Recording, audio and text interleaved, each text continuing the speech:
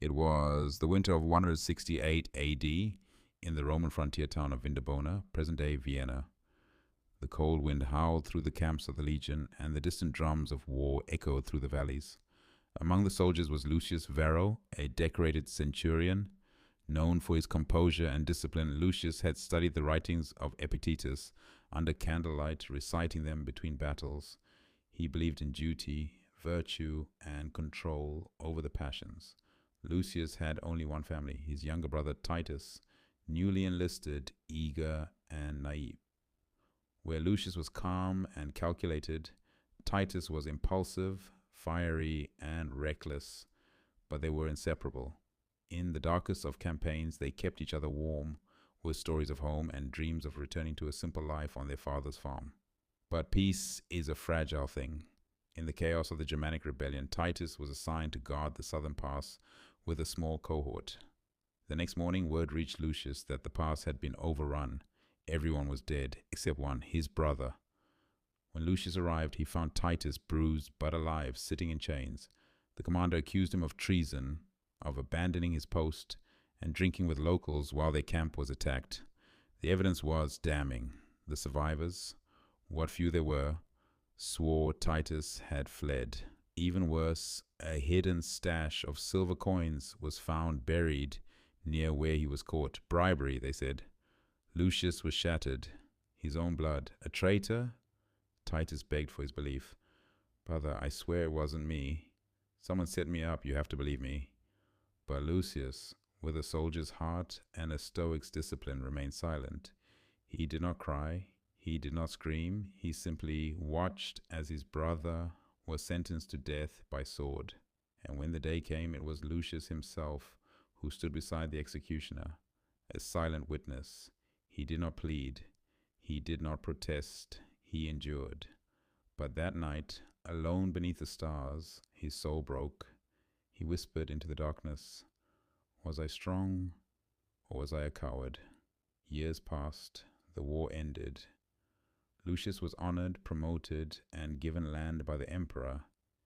Yet peace never came.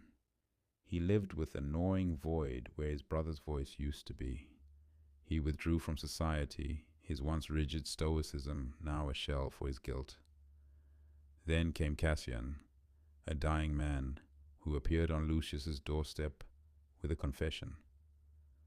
"I was the one who betrayed the camp," he rasped. "I took the bribe. I killed the scouts.